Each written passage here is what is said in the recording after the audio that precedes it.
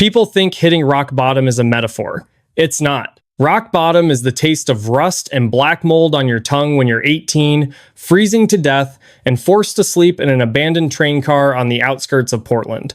I thought the universe had left me there to rot. Just another discarded statistic in a broken system. But the universe has a sick sense of humor. What I found hidden beneath the rotting floorboards of that rusted Union Pacific boxcar wasn't gold or loose cash. It was a secret so explosive it would destroy the people who put me on the streets and rewrite my entire life. The digital clock on my nightstand flashed at 6 a.m. It was Tuesday, November 12th, my 18th birthday. Most kids wake up on their 18th birthday expecting a sense of newfound freedom, maybe some balloons, or a text from their parents with a digital gift card. I woke up to the sound of my bedroom door being kicked open so hard the doorknob punched a hole in the drywall. Richard Gallagher, my stepfather, stood in the doorway. He was fully dressed in his crisp Brooks Brothers suit, a stark contrast to the absolute rot of his personality. He held a black, heavy-duty trash bag in his right hand. He tossed it onto my bed. It landed on my shins with a heavy thud. "Happy birthday, Caleb," Richard said, his voice as flat and cold as concrete. "You're an adult now. The state no longer requires me to house you. You have 10 minutes to put whatever fits into that bag. Then, you're out." I sat up, blinking against the harsh hallway light, my brain struggling to process his words. "Richard, what are you talking about? It's pouring rain outside. I don't have anywhere to go." "Not my problem," he replied, adjusting his tie. "I promised your mother I'd keep you until you were of legal age. I kept my promise." The clock ran out at midnight. I've already changed the alarm code and the locks on the front door are being repinned by a locksmith at noon. 10 minutes, Caleb, or I call the police and have you removed for trespassing. He wasn't bluffing. Since my mother passed away from aggressive leukemia 3 years ago, Richard had treated me like an unwanted stray dog that came with the mortgage. He systematically isolated me, refused to let me get a driver's license, and commandeered the small college fund my biological father had supposedly left behind, claiming it went to household expenses. My hands shook as I grabbed the plastic bag. Panic, sharp and metallic, clawed at my throat. I shoved in my few pairs of jeans, some t-shirts, 3 pairs of socks, and a heavy flannel shirt. I grabbed my cheap, cracked Motorola smartphone and its charger, and finally, the only picture I had of my mother and my biological father, Dennis, taken before he died in a tragic car pileup when I was 3. By 6:15 a.m., I was standing on the sidewalk in Beaverton, Oregon. The front door slammed shut behind me, the deadbolt clicking into place with a terrifying finality. The rain in the Pacific Northwest doesn't fall. It hangs in the air, soaking through your clothes like a damp sponge. I wore a faded green Columbia windbreaker that offered zero protection against the biting November chill. I started walking, having no destination, just an overwhelming urge to put distance between myself and the house that had become my prison. I walked for miles. I caught the Max light rail train heading east toward Portland, riding it back and forth until a transit officer kicked me off at the Rose Quarter Transit Center for loitering without a valid ticket. By nightfall, the temperature plummeted. My stomach twisted with a hunger so intense it made my head spin.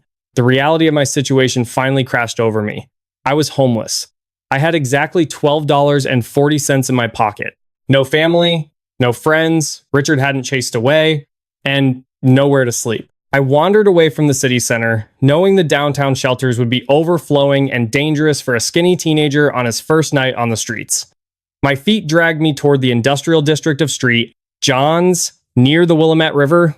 The area was a labyrinth of chain-link fences, chemical plants, and overgrown weeds. That's when I saw it. Looming in the darkness, beyond a rusted, half-collapsed perimeter fence, was an abandoned rail yard. Skeletons of old freight trains sat silently on weed-choked tracks, forgotten by time and the Burlington Northern Santa Fe Railway Company. I squeezed through a gap in the fence, the sharp wire tearing a gash into my windbreaker. I moved cautiously, using the pale moonlight filtering through the storm clouds to guide me.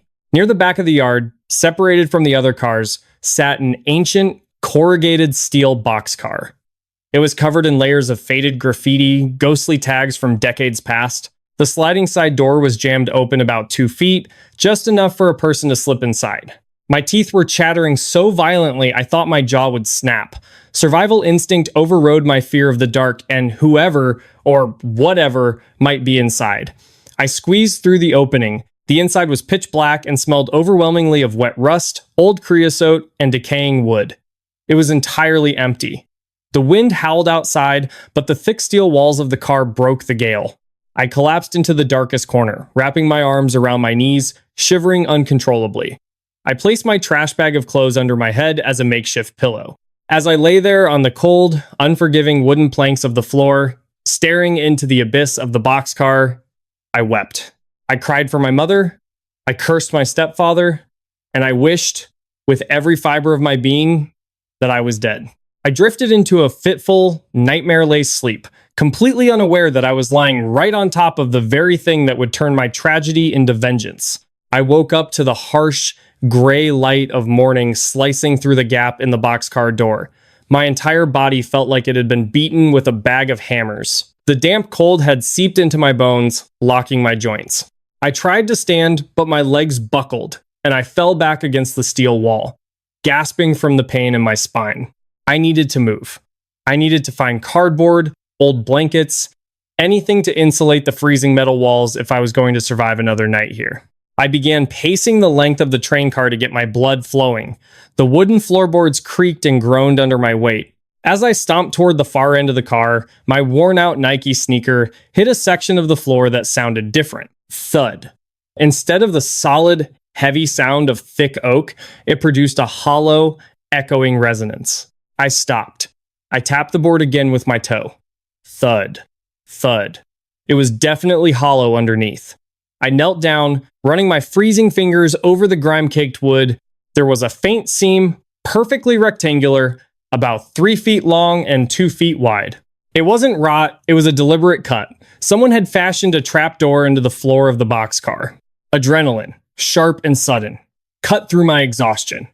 My mind raced. Was it a drug stash? A dead drop? If there was something valuable down there, maybe I could pawn it. Maybe I could get enough money for a hot meal and a bus ticket out of Oregon. I frantically searched the perimeter of the rail yard until I found a rusted, heavy iron railroad spike half buried in the gravel. I hurried back inside, jammed the wedge of the spike into the tight seam of the trapdoor, and threw my entire body weight onto it. For a moment, nothing happened. Then, with a deafening crack that echoed through the empty yard, the rusted nails gave way. The heavy wooden panel popped up. I tossed the spike aside and pried the board open with my bare hands, ignoring the splinters driving into my palms. Below the floor line, resting in a shallow metal subcompartment, was an object completely out of place in this filthy, forgotten ruin. It was a dark brown leather satchel. It was thick, heavy-duty hide, the kind you see bankers carrying in old movies, secured with 2 tarnished brass buckles. It was coated in a fine layer of soot, but the leather was perfectly preserved, treated with wax. My heart hammered against my ribs. I lifted it out by the handle. It was surprisingly heavy. I dragged it into the shaft of daylight near the door, my hands trembling so badly I could barely undo the stiff leather straps. When I finally popped the brass latches and pulled the flap back, my breath caught in my throat. It wasn't bundles of cash, which was my immediate, desperate hope.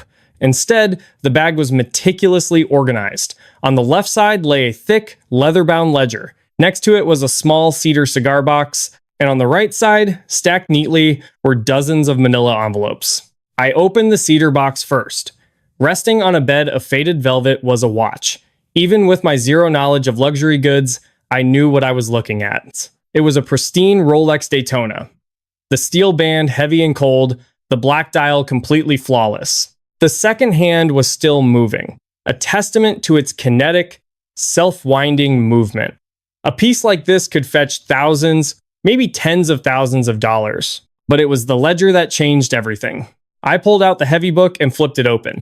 The pages were filled with handwritten columns of dates, offshore banking, routing numbers in the Cayman Islands and Switzerland, and massive sums of money, hundreds of thousands of dollars per line item. Beside the numbers were names. Some were corporate entities, but others were individuals. I scanned the list, my eyes skipping over names like Gregory Thompson and Maxwell Sterling. Then my fingers stopped on a name that made the blood freeze in my veins. Richard Gallagher. My stepfather's name. Over and over again. And beside his name, deposits totaling millions of dollars, dating back over 10 years. What the hell? I whispered to the empty boxcar. I grabbed one of the thick manila envelopes, ripping the seal open. Inside were property deeds, legal contracts, and photographs. I pulled out a stack of 8x 10 glossy photos. They looked like surveillance shots. Pictures of shipping containers, warehouses, and men in suits standing on docks. I flipped to the third photo, and the world simply stopped spinning. It was a candid shot taken outside a diner.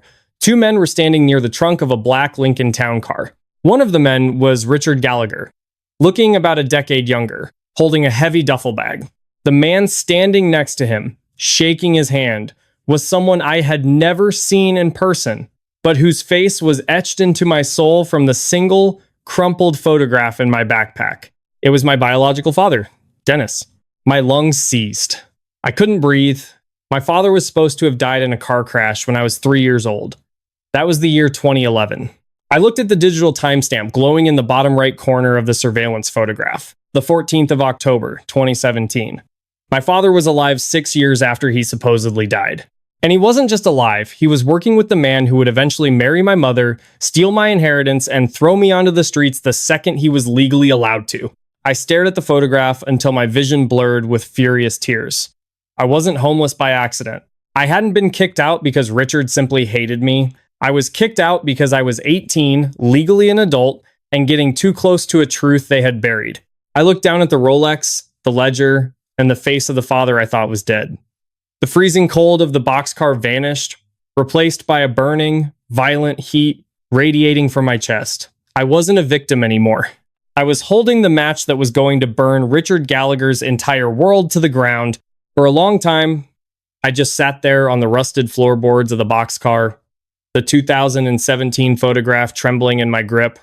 The silence of the abandoned street, John's rail yard, was deafening, broken only by the distant, mournful horn of a barge on the Willamette River. My biological father, Dennis, the man I had mourned, the man whose tragic death in a 2011 multi-car pileup on Interstate 84 had shattered my mother's mind and left us vulnerable to a predator like Richard Gallagher, was alive 6 years later, and he was shaking hands with the devil himself. A sudden gust of wind rattled the corrugated steel walls, snapping me out of my shock. The cold was still lethal, but the despair that had paralyzed me the night before was gone, replaced by a cold, calculating rage. I needed to move. If this satchel was hidden here, someone might come back for it. I placed the photograph back into its envelope and began carefully packing the ledger, the deeds, and the cedar cigar box back into the thick leather bag. As I pressed the cedar box down to make room, my thumb caught on a small, recessed groove along its bottom edge. It wasn't just a box, it had a false bottom. I popped the thin panel loose. Underneath, tightly banded in crisp, purple paper straps, were bricks of $100 bills. I didn't have the time or the steady hands to count it all, but there were at least 5 stacks. $50,000. Maybe more. Emergency funds. A ghost's severance package. I shoved the cash back into the compartment, secured the leather straps of the satchel, and stuffed the entire thing into the bottom of my black plastic trash bag, burying it beneath my damp jeans and flannel shirts. To anyone looking, I was just another tragic, homeless kid carrying his worthless life over his shoulder. I crawled out of the boxcar, my joints screaming in protest, and slipped back through the torn chain link fence. The rain had settled into a steady, miserable drizzle. I walked for 2 miles until I found a plaid pantry convenience store. The clerk behind the counter eyed my soaked clothes and shivering frame with heavy suspicion, resting his hand near the register. I walked straight to the back, grabbed a gallon of water, a loaf of cheap white bread, and a pack of generic ham. Then, I went to the electronics rack and picked up a prepaid burner phone. I walked to the counter, reached deep into my pocket, and pulled out a single, crisp, $100 bill I had peeled from the stash. The clerk's eyes widened. He held the bill up to the fluorescent light, checking the watermark. "Where'd a kid like you get this?" he muttered. "Birthday present," I said, my voice hoarse and cracking. "Keep the change." 30 minutes later, I was standing in the lobby of the Palms Motel on Interstate Avenue, a notorious neon-lit dive where questions were rarely asked as long as you paid in cash. I booked a room in the back corner for a week under the name David Smith, handed over another $300, and locked the heavy wooden door behind me. The first thing I did was turn the shower on as hot as it would go.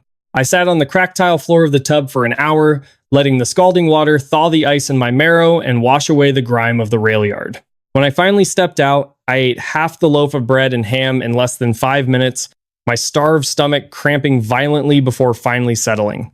Then, I spread my life's destruction across the stained floral bedspread. For the next 10 hours, I became an auditor of my own ruined family history. I cross-referenced the dates in the ledger with the legal documents in the manila envelopes. The picture painted by the paperwork was a masterpiece of corporate fraud. Dennis hadn't died in 2011. According to a heavily redacted civil complaint I found at the bottom of the bag, Dennis was about to be indicted by the SEC for a massive Ponzi scheme involving phantom real estate developments across the Pacific Northwest. Instead of facing 20 years in federal prison, he faked his death. He used a burned-out stolen car and a stolen dental record to fool the local coroner, a coroner whose name, Dr. Harrison Reed, was conveniently listed in the ledger alongside a $250,000 payoff. Dennis abandoned my mother and me to face the financial ruin he left behind, but he couldn't run his hidden empire from the shadows without a frontman. Enter Richard Gallagher. Richard was an ambitious, sociopathic corporate lawyer. Dennis recruited him to be his face in the light, laundering the stolen millions through offshore accounts in the Caymans and legitimate shell companies in Oregon. Richard's marriage to my mother 3 years later wasn't a romance, it was a hostile takeover. It was a calculated move to control Dennis's estate, ensure my mother never looked too closely at the life insurance payouts, and keep me under his thumb. But there was a final, sickening twist waiting for me in the last envelope. It was a printed email chain from November 2017. Richard had discovered Dennis was trying to siphon funds away to a private account in Switzerland, preparing to cut Richard out and disappear to South America. The final printed email from Richard to a man simply identified as the fixer read, "The ghost has become a liability. Terminate the partnership permanently." Dennis wasn't alive today. He had escaped the law in 2011, only to be murdered by his own partner in 2017. And the leather satchel I found? It was Dennis's insurance policy. A blackmail file he had hidden in the Street John's rail yard, a dead drop he intended to retrieve before he fled. He just never made it there. I looked at the burner phone sitting on the nightstand. I had the money. I could buy a fake ID, get on a Greyhound bus, and disappear to California. I could start over, far away from the monsters who had played chess with my life. But as I looked at the photograph of my mother, the one I had saved from the house, I remembered her crying in her hospital bed, heavily medicated, whispering apologies to me for leaving me with Richard. She died thinking she had failed me, never knowing she was nothing but a pawn in a game of blood money. I picked up the burner phone. I wasn't running. I was going to tear Richard Gallagher's empire apart, brick by bloody brick. I needed to know how comfortable Richard felt sitting on his throne of lies. I needed to see him bleed, just a little, to prove he wasn't invincible. It was Thursday morning. I knew Richard's routine flawlessly. Every Thursday at 10 a.m., he had a standing brunch meeting with his senior partners at a high-end French bistro in the Pearl District. I dressed in fresh clothes I had bought from a nearby thrift store, a dark hoodie, dark jeans, and a plain black baseball cap. I left the satchel hidden in the motel room's ceiling tiles, taking only the burner phone and the 2017 surveillance photo of Dennis and Richard. I took the Max line downtown, blending in with the morning commuter rush. The rain had stopped, leaving the Portland streets slick and reflective. I positioned myself in a coffee shop across the street from the bistro, taking a seat at the window counter. At exactly 9:55 a.m., Richard's silver Mercedes S-Class pulled up to the valet. He stepped out, looking immaculate in a tailored charcoal suit, projecting the aura of a wealthy, untouchable pillar of the community. He smiled and shook hands with the valet, a picture of absolute arrogance. I pulled out the burner phone. I took a clear, high-resolution picture of the 2017 surveillance photo, showing him and my dead father. I typed in Richard's personal cell phone number, a number he had forbidden me from ever calling. I added a short, simple text beneath the image. The dead drop in Street John's was compromised. I know what happened in November 2017. TikTok, Richard. I hit send. From my vantage point across the street, I watched him walk through the glass doors of the bistro. He was greeting a hostess when he reached into his breast pocket and pulled out his phone. I watched his face. I watched the exact moment his world fractured. Richard stopped dead in his tracks. The polite, wealthy smile melted off his face, replaced by a look of stark, suffocating terror. His skin turned the color of old ash. He stumbled backward, bumping into a waiter carrying a tray of mimosas, sending glass shattering across the marble floor. He didn't even apologize. He spun around, pushing past the hostess, and burst back out onto the sidewalk, his eyes darting frantically up and down the street. He pressed the phone to his ear, pacing like a caged animal. I could see the sweat glistening on his forehead from 50 feet away. He was panicking. The ghost had returned to haunt him. I slipped out the back door of the coffee shop and vanished into the labyrinth of downtown alleys. The bait was taken. But I knew I was playing a dangerous game. I was an 18-year-old high school dropout with a bag of stolen evidence. Richard was a multi-millionaire corporate lawyer with connections to hitmen. If I went to the Portland Police Bureau, he could have the evidence buried and me thrown in a psychiatric ward or worse. I needed a proxy. I needed someone who understood the legal jargon in the ledger, someone who hated Richard Gallagher as much as I did, and someone who had nothing left to lose. I went back to the Palms Motel and dug through the manila envelopes again until I found a heavily contested lawsuit from 2015. It was a wrongful termination and defamation suit filed against Richard's firm by a former junior partner named Sarah Jenkins. According to the documents, Sarah had discovered discrepancies in the firm's escrow accounts. Before she could blow the whistle, Richard completely destroyed her life. He framed her for embezzlement, got her disbarred, and bankrupted her in civil court. A quick web search on the burner phone told me Sarah Jenkins hadn't worked in law for 8 years. Her last known address was a tiny, run-down private investigator's office in Gresham, a suburb east of Portland. I packed my things, retrieved the satchel from the ceiling, and took the hour-long bus ride out to Gresham. The address belonged to a dilapidated strip mall wedged between a failing laundromat and a discount liquor store. The gold lettering on the frosted glass door was peeling, reading S. Jenkins, Private Investigations and Process Server. I pushed the door open. The bell above chimed weakly. The office smelled of stale coffee, cigarette smoke, and defeat. Behind a clutter-strewn metal desk sat a woman in her late 40s. Her hair was pulled back into a messy bun, and dark bags shadowed her sharp, intelligent eyes. She looked up from a crossword puzzle, assessing me with immediate dismissal. "If you're looking for someone to buy you beer, kid, you're in the wrong place," she said, her voice rough like sandpaper. "If you need a deadbeat dad served papers, it's $50 up front." "I'm looking for Sarah Jenkins," I said, my voice steady. "You found her. What do you want?" I walked up to her desk. I unbuckled the heavy brass latches of the leather satchel, pulled out the thick ledger, and slammed it down onto the center of her desk. It hit the metal with a heavy, authoritative thud. "I want to hire you," I said. Sarah looked at the ledger, then back up at me, an annoyed sigh escaping her lips. "I don't do accounting work, and frankly, you don't look like you can afford my hourly rate even if it is currently set to desperate." "Open it," I commanded softly. "Look at the first page." She rolled her eyes, reached out with a pen, and flipped the heavy leather cover open. Her eyes lazily scanned the first few lines of offshore routing numbers. Then she saw the names. Her posture instantly changed. She sat up straight, the pen dropping from her hand. She leaned closer, her eyes tracing the columns, her breath catching in her throat. She recognized the shell companies. She recognized the Cayman accounts. And she recognized the signature of the man who had ruined her life. She looked up at me, all traces of dismissal completely gone. "Where the hell did you get this?" she whispered, her hands shaking as she touched the aged paper. "This is Richard Gallagher's ghost ledger. I tried to prove this existed for 3 years. He destroyed me for even suggesting it. He kicked me out of his house 2 days ago," I replied. "I'm his stepson, Caleb. And I found his dead drop." Sarah leaned back in her chair, staring at me as if I were holding a live grenade. "Do you have any idea what you're holding, Caleb? People have died to keep this book buried." "I know," I said, reaching into the satchel and pulling out the 2017 photograph of Dennis and Richard, placing it gently on top of the ledger.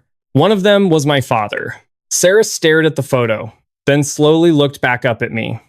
A slow, dangerous smile began to form on her lips, the smile of a wolf that had just been handed the keys to the slaughterhouse. "So," Sarah murmured, leaning forward and resting her elbows on the ledger, "how do you want to kill the king?" Sarah Jenkins didn't just lock the front door of her Gresham office. She engaged 3 deadbolts, pulled down the heavy metal security shutters over the frosted glass, and killed the overhead fluorescent lights. She moved with the frantic, practiced efficiency of someone who had spent the last 8 years looking over her shoulder. She dragged a green-shaded banker's lamp to the center of her desk, casting a harsh, concentrated circle of light onto the open ledger. For the next 4 hours, the only sounds in the room were the rustling of heavy paper, the scratching of Sarah's mechanical pencil, and the relentless drumming of Oregon rain against the metal shutters outside. I sat on a cracked vinyl guest chair, nursing a mug of coffee that tasted like burnt copper, watching her work. She was building a timeline. She took the dates from the ledger and cross-referenced them with printouts of old property records, corporate filings, and the heavily redacted SEC complaint against my father. "This isn't just embezzlement, Caleb," Sarah finally said, leaning back and rubbing the bridge of her nose. Her eyes were red-rimmed, but burning with an intense, predatory focus. "This is a masterpiece of corporate sociopathy. Your biological father, Dennis, was the architect. He set up dummy LLCs, fake construction companies, fake holding groups. He took millions from private investors to build luxury condos in the Pearl District that never broke ground. But Richard was the plumber. He made sure the money flowed into the right drains." She spun a piece of paper toward me. It was a flow chart she had hastily drawn. "Look at this. 2011. The year Dennis supposedly died on Interstate 84. Sarah pointed to a cluster of dates. The week before the crash, Dennis liquidated $3 million from a domestic account and wired it to a shell company in Geneva. The crash happens. The body in the burned-out Lincoln is identified by dental records. But look at this entry in the ledger, dated 2 days after the funeral." I leaned in. The handwriting was neat, precise. Payment rendered, Dr. Harrison Reed, $250,000. Services, identification verification. "He bought the coroner," I whispered. The reality of my father's monstrous deception settling like lead in my stomach. "Exactly," Sarah said, tapping the paper. "Dennis bought his ghost status. He went underground, operating from the shadows, while Richard took over the legitimate face of the operation in Portland. Richard married your mother not out of pity or love, but to secure absolute legal control over Dennis's estate and ensure the SEC couldn't seize the remaining domestic assets under spousal protection laws." My hands tightened around my coffee mug until my knuckles turned white. My mother had spent her final years thanking Richard for stepping up to take care of us. She had died thinking he was a savior, a good man who had taken in a widow and her son. The betrayal was so profound it made me nauseous. "But here is where they screwed each other," Sarah continued, pointing to the final pages of the ledger. "In 2017, Dennis got greedy. He started siphoning funds from their shared offshore accounts into a private trust in the Cayman Islands. He was going to cut Richard out entirely. Richard caught him." She slid the printed email chain across the desk, the one where Richard ordered a fixer to terminate the partnership. "Do you know who this fixer is?" I asked, looking up at her. Sarah's expression darkened. She opened a bottom drawer of her desk and pulled out a thick file folder, tossing it onto the table. "William Sterling. He's a former private military contractor who handles Richard's corporate security. Officially, he's a bodyguard and a risk consultant. Unofficially, he breaks legs, intimidates witnesses, and makes liabilities disappear. Including me, professionally speaking. And evidently, including your father, permanently." She leaned across the desk, her face inches from mine. "Caleb, sending that text to Richard this morning was the most dangerous thing you could have possibly done. You didn't just poke the bear, you stabbed it in the eye. Richard will call William Sterling. They will track the cell tower ping from your burner phone. They will scour the Street John's rail yard. If they find you, they won't call the police. They will bury you in the foundation of one of their fake condo developments. So, what do we do?" I asked, my voice surprisingly steady. I had lost everything. The fear of death had been burned out of me the night I slept in that freezing boxcar. "I'm not running away. I want him to pay. First, we establish a dead man's switch," Sarah said, pulling a heavy laptop from her bag and booting it up. "We are going to scan every single page of this ledger. Every photograph, every deed. I am going to upload it to an encrypted server. If I don't log in and reset the timer every 24 hours, the server will automatically email the entire cache to the U.S. Attorney's Office, the FBI field office in Portland, and every major investigative journalist on the West Coast." We spent the next 6 hours meticulously photographing and scanning the documents. I watched as the evidence of my ruined childhood was digitized into an unkillable weapon. "All right," Sarah said, hitting the final upload key. The sword of Damocles is officially hanging over Richard's head. But a dead man's switch only works if the target knows about it, and it only works if we have him cornered so tightly he can't buy his way out. How do we corner him? I asked. By taking away his shield, Sarah replied, a grim smile playing on her lips. Richard is a narcissist. His power comes from his pristine public image. He is hosting the annual Portland Harbor Foundation Charity Gala tomorrow night at the Portland Art Museum. It's a $5,000 a plate dinner. The mayor will be there, the district attorney will be there, and all of his wealthy, snobbish clients will be there. She reached into her desk and pulled out 2 lanyards with plastic ID badges attached. They looked like standard event staff credentials. I still have a few friends who owe me favors in the event planning circuit, Sarah said. Tomorrow night, we are going to the gala. We are going to walk right up to Richard Gallagher in front of the most powerful people in the city, and we are going to tell him exactly what we have. Why in public? I asked, my heart beginning to race at the thought of facing him again so soon. Because a rat fights hardest when it's cornered in the dark. Sarah explained, her eyes hard. If we confront him in a back alley or his office, he'll have William Sterling put a bullet in our heads. But if we confront him in a room full of cameras, politicians, and witnesses, he can't use violence, he has to use diplomacy. He'll have to listen to our terms. We strip him of his leverage and we force him to surrender. I looked at the burner phone sitting on the desk. The battery was at 50%. I picked it up, feeling the weight of the moment. I wasn't the helpless teenager who was thrown out into the rain with a trash bag anymore. I was the executioner of Richard Gallagher's empire. What are our terms? I asked. Sarah looked at the ledger, then back at me. Complete and utter ruin. He confesses to the SEC, he surrenders his law license, and he returns the millions he stole to the victims' restitution fund. Or the world sees the ghost ledger, and he goes to federal prison for murder. I nodded slowly. Let's crash a party. The Portland Art Museum is a sprawling modernist cathedral of glass and white marble. On Friday night, it was transformed into an opulent playground for the city's elite. I stood in the alleyway behind the catering entrance, shivering in a poorly fitting white button-down and black slacks Sarah had procured for me. A black bow tie felt like a noose around my neck. Sarah stood next to me, dressed in a sharp catering manager suit, clipboard in hand. Remember the plan, Sarah muttered. Keep your head down.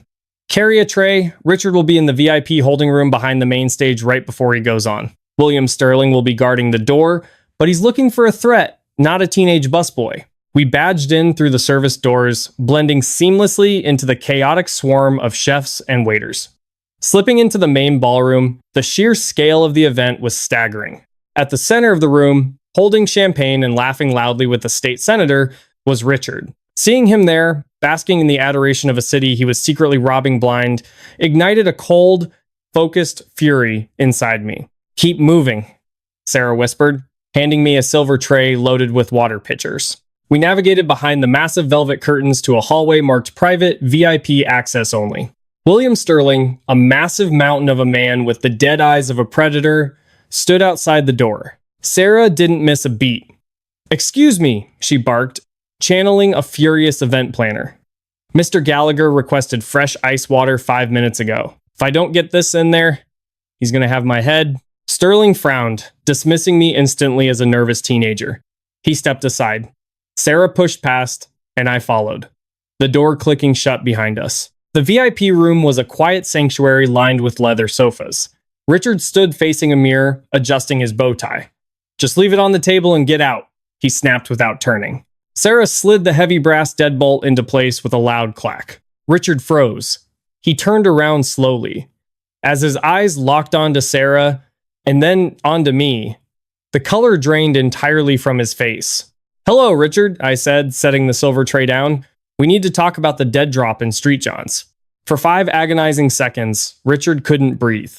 The teenage stray he had thrown away was standing in his secure VIP room alongside the disgraced lawyer he had destroyed 8 years prior. Sarah Jenkins, Richard whispered, his voice trembling, and Caleb. Breaking into a private event? I could have you arrested. You could, Sarah said smoothly, pulling the cedar cigar box from her blazer and tossing it onto the sofa. But then, we wouldn't be able to return this. We kept the ledger, though, I added, and the photographs, including the one of you and my father in 2017, the father you murdered. Richard's confident posture shattered. He stumbled backward. You're a confused kid who found some garbage. We have the email ordering Sterling to kill him. Richard, Sarah interrupted. We have the offshore routing numbers, the Cayman accounts, the bribes. Every single page is loaded onto an encrypted server. If I don't punch in a code every 24 hours, it blasts the entire file to the DA and the FBI. I held up my phone, displaying a live countdown timer. 20 hours, 14 minutes remaining. Kill us right here, Sarah challenged. By tomorrow evening, your life is a smoldering crater, and you face a lethal injection. Richard stared at the timer. The realization that he was utterly trapped washed over him, physically deflating his chest. He looked old, terrified. What do you want? Richard rasped. I can wire you $5 million right now. Untraceable. I don't want your blood money, I said, stepping closer. I want you to burn. You stole my mother's life. Richard let out a dark, broken laugh. A twisted smirk formed on his face. Stole your mother's life? Oh, Caleb. You think Dennis was the only monster in your family? I froze. A cold spike of dread pierced my chest. What are you talking about? Richard walked to his briefcase, pulled out a manila folder, and tossed it onto the glass table. Take a look. Bank statements from a private account in Zurich, opened in 2012. The account holder, Emily Gallagher. Your precious mother. The room spun. She knew Dennis was alive, Richard whispered triumphantly. She knew the money was stolen. She was perfectly happy to let me play the villain, as long as her luxury lifestyle was funded. When her leukemia got bad, guilt started eating her alive. Dennis wanted to cut me out in 2017 so he could run before she confessed and brought the feds down on us. I didn't kill Dennis to save myself, Caleb. I killed him to protect your mother from going to prison in her final days. I stared at the folder. Emily. The signatures were undeniably hers. The narrative of my entire existence was a lie. They were all in on it. They were all parasites. Sarah placed a firm hand on my shoulder. She looked dead at Richard. Nice try, Richard, but Emily is dead. Dennis is dead. You're the only one left holding the bag. Here are the terms. You are going to cancel your keynote speech. Tomorrow morning at 8 a.m., you are going to walk into the FBI field office and surrender yourself. And if I refuse? Richard clenched his jaw. Then the timer hit 0. I said, my voice hardening into steel, I had no loyalty left to the ghosts of my past. And I watched them put you in a cage. A heavy knock rattled the door. Mr. Gallagher? Sterling's voice muffled through the wood. 2 minutes to stage. Richard looked at the door, then at the timer on my phone. Slowly, his shoulders slumped. He untied his expensive silk bow tie, letting it hang loosely. You win, he whispered, hollow and defeated. He unlocked the deadbolt. Cancel the speech, William, he told his confused bodyguard. Get the car, we're going to the office. Sarah and I stood in the doorway, watching the architect of our misery walk away. A dead man walking toward his own funeral. We didn't sleep that night. Sarah and I sat in her dimly lit Gresham office, watching the digital timer on the encrypted server glowing brightly on her laptop screen, ruthlessly counting down the minutes. The silence between us was heavy, suffocating beneath the weight of the revelation Richard had dropped. I spent the early morning hours staring at the rain, lashing against the frosted glass. Emily Gallagher, the woman I had spent 3 years mourning, the mother I had idolized as a tragic victim, was a ghost just like my father. She hadn't been trapped by Richard, she had been his silent partner, trading her soul and my future for a numbered account in Zurich. The aggressive leukemia that took her life hadn't just been a physical disease. Looking back, it felt like a physical manifestation of the toxic guilt and rot that had consumed her from the inside out. You're awfully quiet, Sarah finally said around 6 a.m. She walked over and set a steaming mug of awful, burnt black coffee on the desk in front of me. Just rearranging my entire childhood, I replied, my voice raspy and exhausted, trying to figure out which parts of my life were actually real, if any. The agonizing pain you felt when you were freezing in that boxcar was real, Caleb, Sarah said firmly, sitting across from me. The fact that you survived it is real. The people who made you are broken, greedy parasites. But you are not them. You are the one who ended them. At exactly 7:55 a.m., Sarah's burner phone rang. She answered it, placing it on speaker. It's done, Richard's voice echoed through the tiny speaker. He sounded completely devoid of life, a hollow, pathetic shell of the arrogant titan he had been 24 hours earlier. I'm standing in the lobby of the Portland FBI field office. Special Agent Miller is coming down to get me. I've handed over the master passwords to the domestic shell accounts. The game is over. And William Sterling?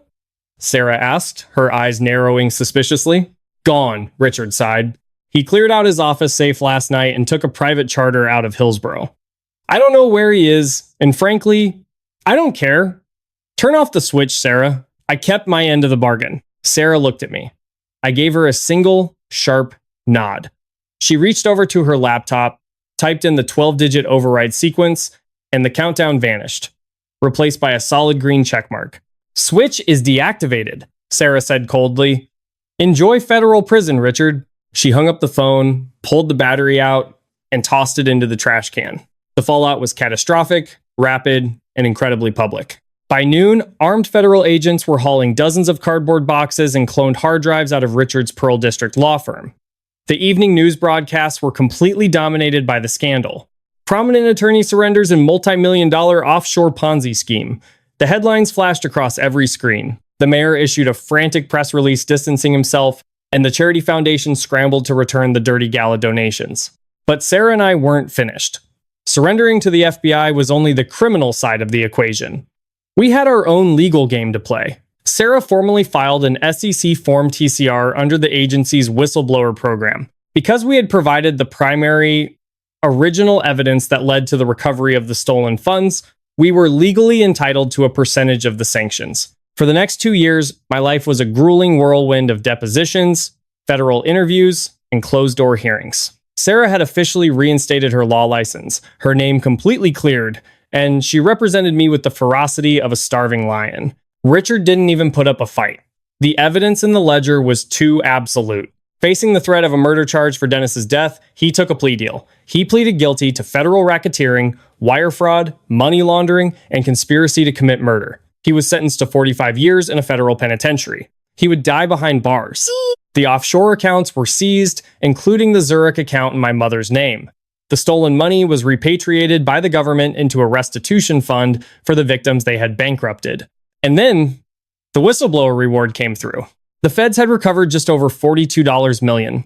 On my 20th birthday, 2 years to the day after Richard threw me onto the street, a wire transfer hit a newly established trust account in my name. The SEC had awarded us the maximum 30%. After Sarah took her legal fees enough to buy an entire floor in a downtown high-rise for her new firm, I was left with over $8 million. Clean, legal, and taxed. I didn't buy a sports car. I didn't buy a mansion. Instead, I drove out to Street John's. The old rail yard was just as grim as the night. I almost froze to death. I walked through the same gap in the fence, the gravel crunching beneath my boots. The ancient boxcar was still sitting there, rusting quietly. I stood in front of the open door, staring into the dark belly of the train car. It felt like looking into the jaws of a monster that had tried to swallow me whole, only for me to rip its teeth out from the inside. I pulled out my phone and dialed my commercial real estate broker. Caleb, he answered enthusiastically. Did you decide on the Street John's parcel? I did. I said, my eyes tracing the rusted metal. I want to buy the entire 15-acre yard, cash. We're tearing it all down. We're building a transitional housing campus for at-risk youth. Private rooms, job training, medical staff. I don't want another kid to ever have to sleep in the dirt in this city. I hung up. The ghosts of my past were finally silent. They had tried to bury me in the dark, completely unaware that I was a seed. I turned my back on the rusted metal, walked out of the rail yard, and stepped into the warm, bright afternoon sun.